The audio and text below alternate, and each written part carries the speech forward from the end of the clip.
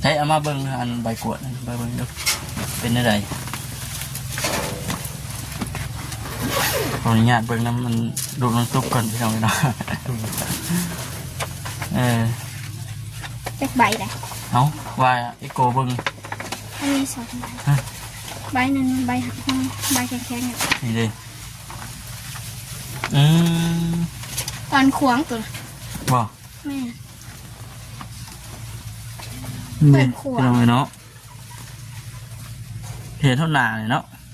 เดินออกมาอย่างดูนอนตุ๊กพี่น้องอันนี้นอนขวงมาเลยนอนขวงไปอยู่เพิ่นได้ช่องเบิ่งไหนเพิ่นฮู้เบิดแน่นอน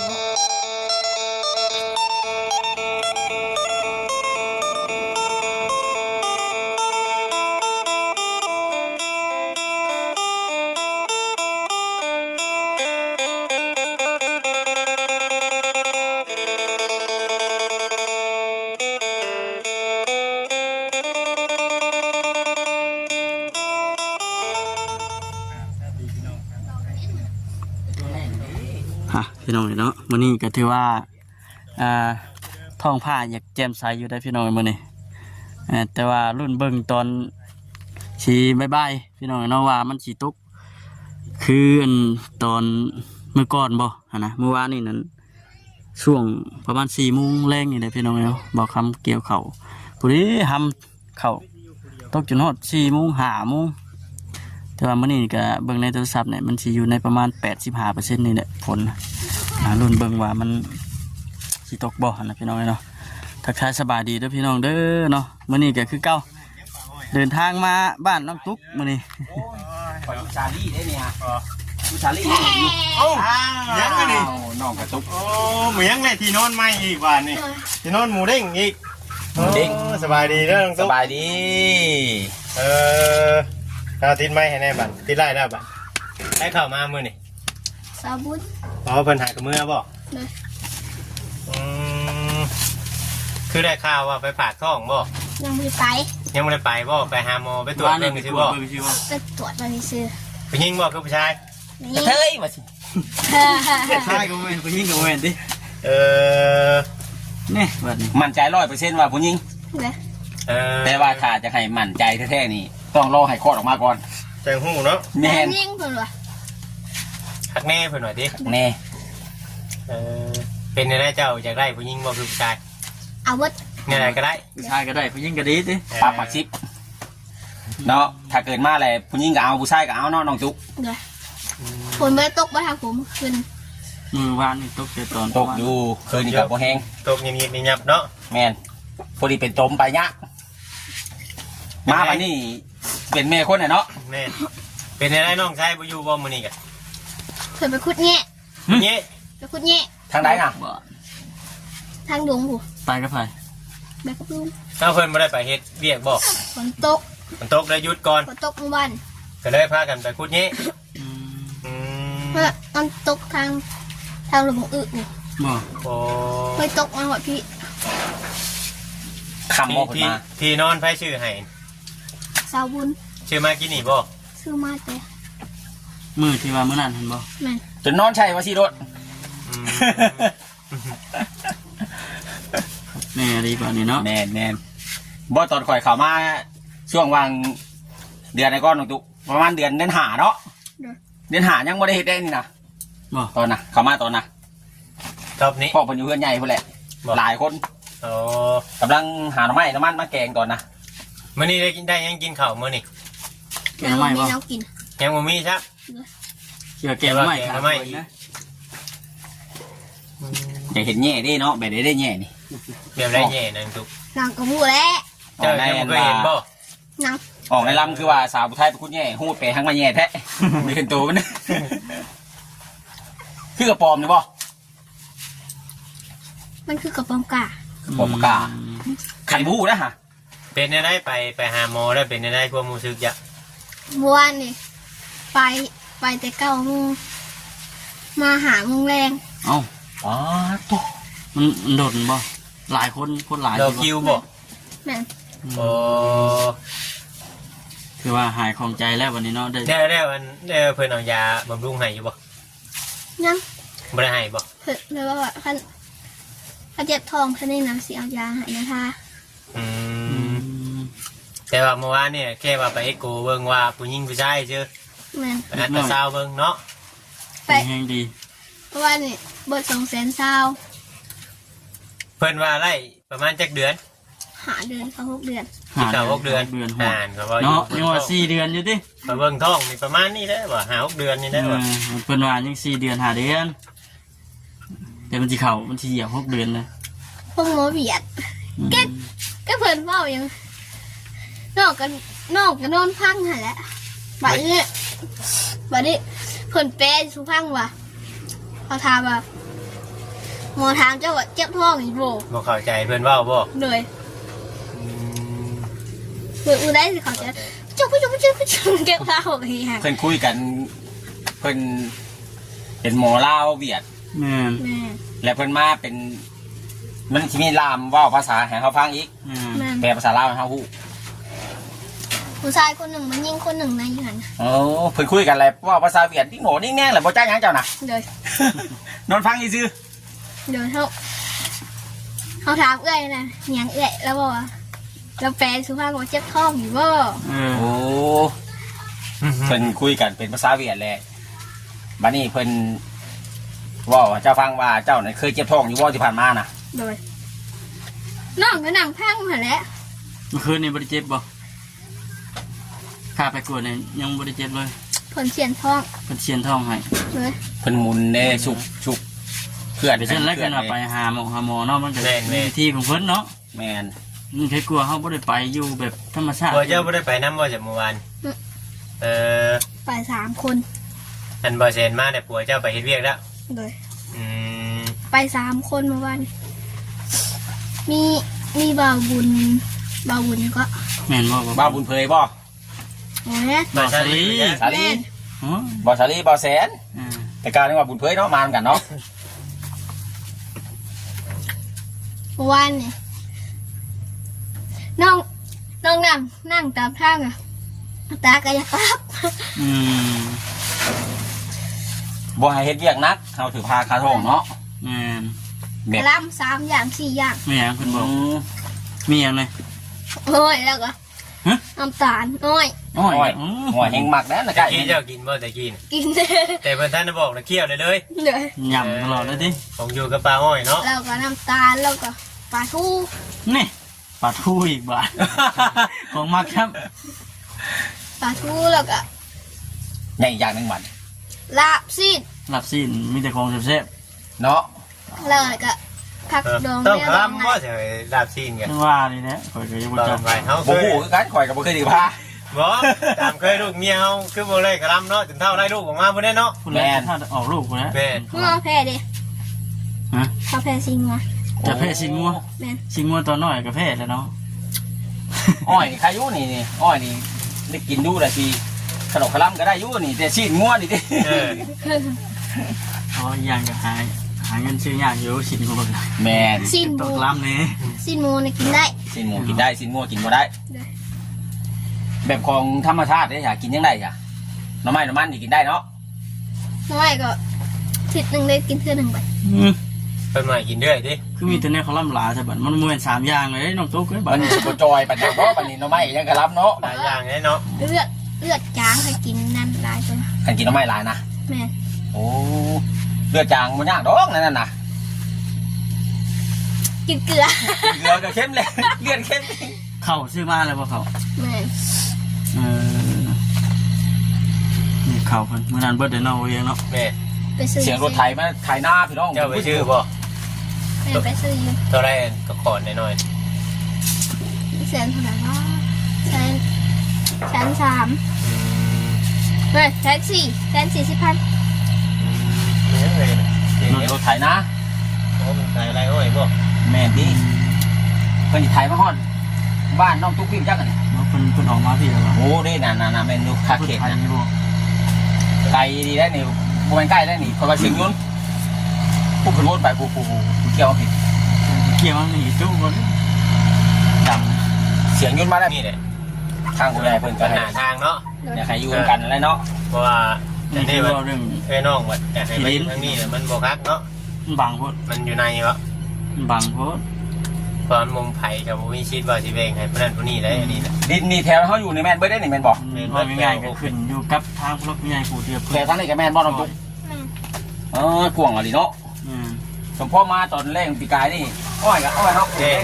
ทางผัวเจ้ามาน่ะถ้าเบิ่ง ไม่ว่าแย่นะเบิ่งน่ะ เอามาแง่สิซื้อนี่ซื้อแง่นี่ชื่อแง่เมื่อปิ้งนี่ แม่มันเปียกแม่รู้บ่เนี่ย แม่ ติดแต่หมอลำเสียง เคยล ลมหมดใจเลย ได้อีกว่า ำบ่เห็นนอนเงามันเหรอวะ ยามนี่บ่ก็หาผู้ใหญ่ได้เก่ากัน แม่ แต่ก็คือว่าย่างฝนตกใหม่บ่ งานนี่ก็มี แง่นี่ ตอนไปบ้านน้องอีหยังวะ น้องเลยเนาะ บ่น้องนี่อยู่รุมนี่น้องหยัง อ้อมบ่ บ่เลยบ้านน้องอ้อมไปนี่จำชื่อบ่ได้เลยอันว่าทีแล้วเคยเอากับปลาตองกันนะน้องหยัง เสาร์นี้ น้องนี่แหละ อืม ตอนน่ะไปกับปลาซุป เพื่อนเราอยู่พี่บ่ แม่ ตอนนี้อยู่แต่ไม่ใหญ่ที่บ่ละมาแล้วบ่แต่ไทยนะ โอ้มันไปไทยไป ไป เวียง ฮะ ไปเวียง ไปเวียง ตอนนั้นคือว่าไปกรีดยาง พี่กีดยางอยู่เวียงนั่นแหละ โอ้ไล่แง่มานี่สิบอกหันชุดไล่นี่มาเข่าหูปุ๊บนี่คุดน้ำมานี่คุดน้ำพวกนี้ปุ๊ดออกหูนั่นปุ๊ดออกหูนั่นเข่าหูนั่นคุดหูนั่นปุ๊ดออกหูนั่นแง่ไวเด้อบ่ได้ง่ายแง่นี่คุดไปคุดมา บ้านเขาขาย บ่ได้ครับ ขายน้ำตลาดเขามาใช่ไหม บ่ฮู้คือกัน เขาเลี้ยงมายังเนาะ เขาอาจจะมีวิธีการของเขาเจ้าหา เพิ่นหับเลี้ยงอะไรก็ไปขายต่อแต่ แง่ จะซื้อ นี่ น้ำกินหวาน อืม หมอบอกว่าเนี่ยให้กินน้ำสะอาด ตะกี้ได้กินน้ำยังได้กิน กินน้ำใด กินน้ำใดบัดนี้แหละเพิ่นมาให้กิน เลย อืม อืม กินมื้อละตุ๊ กินมื้อละตุ๊กพุ่นอืม อยากบ่อยากก็ให้กินมื้อละทุก เนาะสิอิ่มน้ำบ่กินน้ำข้าวได้เป็น กินมือละตุก อืม เพื่อนให้กินน้ำสะอาด แพงเลยตุ๊15,000 ทุก แพงแท้ สิมาพันผู้ เนาะบอกยังบ้านเรา9,000หนึ่งเนาะ10,000อย่างแพงกันเนาะ ทางนี้เฮาก็บ่ฮู้คือกันอย่า แม่น เอามากินกำไรเนาะ ทางบ้านเรานี่9,000 10,000เนาะ เพิ่นซื้อมาอยู่หันคือกันนะ อืมให้ลมยาเล็มอีกบ่บัดนะไปหาหมอบอก หมอ บ่ มันบอกว่า ยันเป็นวิน เป็นวินเนี่ยรวยได้เบาดีว่าคอยฟังนะเป็นวินนี่รวยว่ะรวยได้วินมอไซค์มาชั้น ว่าให้น้องกันทุกหัว เป็นวินเข้าใจคนละวินเนาะว่า เพิ่นว่าเป็นวินรวย เป็นอยู่แล้วเฮานี่ก็ยากๆแต่อยู่รอกวินมอไซค์กัน แม่น ขี้ มันบ่ค่อยมีเนาะ มันบ่คือเมืองไทยเนาะ น้อย เมืองไทยนี่เขตไทยเขตมันได้พี่น้องเลยวินนี่ บ่เพราะว่าหนึ่งว่าอยู่ไทยมันประชากรมันหลาย แมน ประชากรเพิ่นจากคนบ้านอื่นบ้านใด ไป เนาะ ทางไหนทางไหน เวลาเฮาใช้คนมันบ่หลาย บางไทยมีเสือ ลาย วิน อ อยู่ ยู่ นะ ใน บ่ได้หนุ่มมาโชว์ FC ก่อนจังมือแพงได้เสือวินนะ จะสิเอาบ่ บ่แล้วอันทางอันกลุ่มแล้วหายเลยให้กระซำแบบเฮาผ่อนเอานะผ่อนเอาเสือเพิ่นตอนนั้น30,000พุ่นได้ตัวหนึงนะ แล้วตุ๋ยตอนเดียวดิท้องเรานะ ไผน่ะถือผ้ามาจัก นั่นแหละ 3 เดือนนะ กล้วยอีกหัว ถือผ้าเดือนหนึงพุ่นได้เนี่ย กายเราเดือนหนึ่งสิออกเลย เอ เอา อ ท้อง ตุ้ยเนาะตอนนี้เนาะตะกี้จอยเนาะ เลย ตอนนั้นแรกกันจอยเลยอึดอาหารช่วงนี้เราไม่มันออกลายเลยตุ้ยขึ้นหนิดนึง ก็เลยพุงใหญ่ เฮ็ดหยังแน่มื้อนี้เฮ็ดหยังแน่มื้อ สักเครื่อง จักเครื่องอืม กลางคืนนี่นอนอยู่นี่บ่นี่ แม่ บัดน้ำจักเครื่องแล้วน้ำหยัง น้ำสาก จางน้ำมันบ่ได้ขุ่นบ่ได้อยู่ ขุดกับอะไร ขุ่นก็บ่แห้งปานใด เลย น้ำลายบ่ลายอยู่ว่าน้ำนะตักบาทหนึ่งในบาทชงขุนหรือตัวไปยัก คนเต็มสาก ดีได้มันหลายเนาะ น้ำใดนั่นจุมเจ้าเมื่อเอาลายอยู่เพื่อนผู้ เลย โอ้เมื่อไหร่อยู่พุ่นน่ะมากิน โดย อืม ถ้ารถไถได้เก่ขึ้นมาเนาะ โดย มันบ่จางบ่อยได้เทียนน้ำแทนจางบ่ บ่ฮู้กันมันสิเป็นน้ำค่ำมาจากบ่ จางกระจ่าง จางได้น้ำเทียนนี้ เป็นได้อันความรู้สึกเจ้าคือเลขครั้งแรกเป็นหน้าลูกเลยไอโกเบิ่ง เมื่อวานนี้ห้อนท้องก็ห้อนท้องเพิ่นตรวจนะ ห่อนบ่ โดยตรวจ3 เถื่อ4 เถื่อจังเห็น อีก 3 เดือน 3 เดือนก็หัว มันลี่ดิเสียนหาจังเห็น นี่เป็นเนาะคันยังอยู่ในท้องนะพี่น้องเอ้ยคันว่าออกมาแล้วนี่ 2-3 เดือนนี่ว่า แล้ว 2-3 หา ปี ปลาอ่อนบ่ดิ มูลเบิดปลาอ้อยนี่ ตามหาลูกนะคันอยู่ท้องรีบปานน่ะเนาะ นี่ เราเป็นนั่งเลย ฮ้อนเลยเอาเจ้าปุ๊จิ เจ้าบ่ได้ห่อนบ่นั่งอยู่ใน ห้อน ฮ้อนอยู่ น้ำเย็นโลด พ่อเจ้าไม่อยู่ หัวละไป มาเบิ่งแง่กูเด้อ ได้ว่าเบิ่งเปื่อยเด้อ เฮ็ดหยังแกสู่ผัวกินมื้อ อืม เฮ็ดหยัง น้ำกิน เราไปหาแย่ก็บ่ได้แย่ เนาะ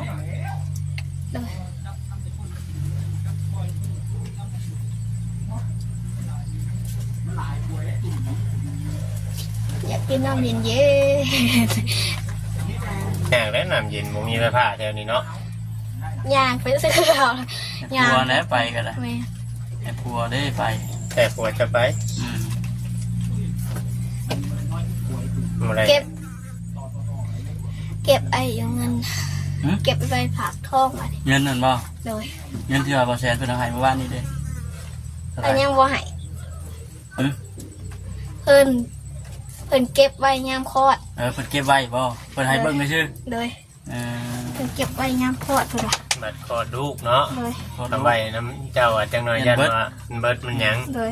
มันเบิดรู้จักเงินเอาบ่าวมาให้มันนั่นก็ ยัง ยังอยู่บ่ โดย ได้ชื่ออย่างในมือหนาวเงินมา ซื้อ ให้ ยัง มัน ไง ซื้อเขา ซื้อ ชื่อ ข้าว แต่เขานี่บ่ โดย อืม เขาแล้วก็ไปซื้อเขามาแล้วไว้แล้ว ซื้อยัง ซื้อยังไง อืม ซื้อชิ้นหมูมาเห็ดกินเน่ อืม ชื่อชินหมูแน่นี่ถ้วยบวงคนชื่อมาให้บน โดย อืม ยังไปออกไส้ เราพระชัยอยู่ บัดไปกวดแล้วก็เบิดไปเท่าไหร่ เซ อ่า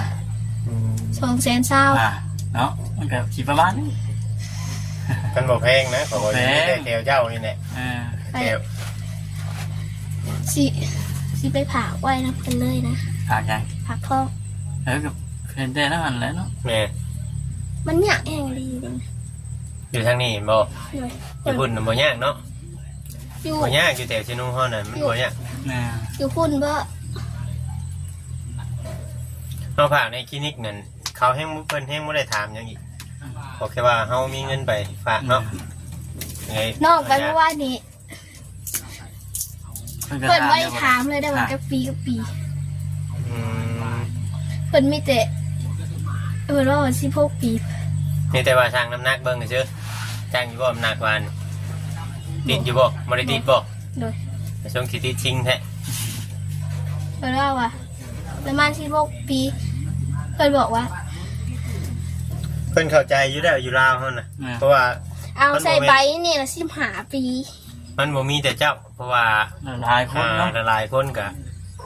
มีเด็กน้อยนี่ก็ท้องนี่ก็หลายเพราะว่าอยู่ลาวเฮาหนึงมาการศึกษาบ่ได้เข้าโรงเรียน อืม แต่ก็เลยเอาลูกกับผัวง่าย เพิ่นบอกน้องว่าเขียนใบนั่นแล้วเพิ่นก็เอิ้นเข้าไปห้อง หอยโก โกแม่ อืม มืดก็มืดเลยที่เขาให้หันนะน้องก่อนย่าน อืมถือว่าหายของใจแล้ววันนี้เนาะ เลย ได้เห็นกระโตลูกเลยบัดน่ะ เพิ่นต้องแห้งบ่มือใช่ไหมปบมือมื้อน่ะมืออ้ายมามือนั้นได้อ้ายมือน่ะเพิ่นต้องแห้งบ่ ไม่ อยู่พี่นะ เลย บ่แห้งปานใด เลย แม่นบ่ อ๋อ เฮ้ย ตอนเขาอยู่คือว่าเนาะ แม่น ฝนมาจะ พอ ทำ มือฮอดบ้านนาชายมื้อนั้นฝนแห้งก็ดีมัน พ่อเหลือพ่อดำ เจ้าผลเบิ่งขี้ดินกับช่วงสิบ่แห้งไปได้เนาะบ่ครับ มาชื้นนั่นเนาะ ไปซื้อนั่นเอามาบ้านนี้เอาได้มา เพิ่นถามมีแต่ถามน้องว่าชื่อน้องงงแหละ บ่จักเจ้าเนาะบ่เข้าใจเนาะ น้องก็มาตอบเพิ่น อืม น้องก็นอนอยู่เตียงแล้วน้องก็ อืม ใจดีได้หมอนี่ค่ะ บ่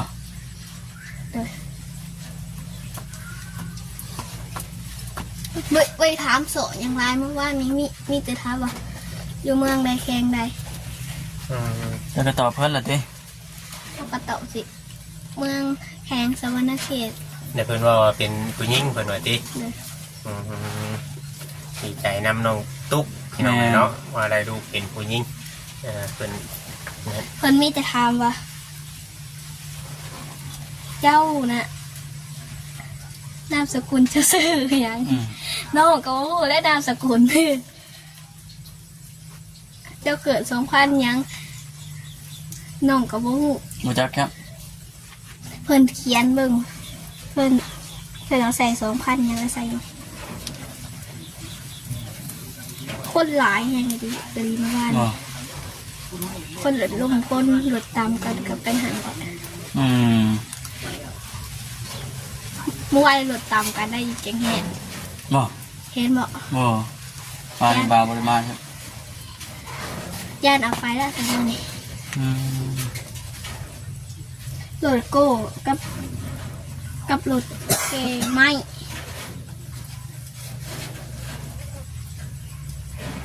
ใช้เอามาเบิ่งอันใบกวดนั่นไปเบิ่งดูเป็นอะไรขออนุญาตเบิ่งน้ำมันดูน้ำซุปก่อนพี่น้องเนาะ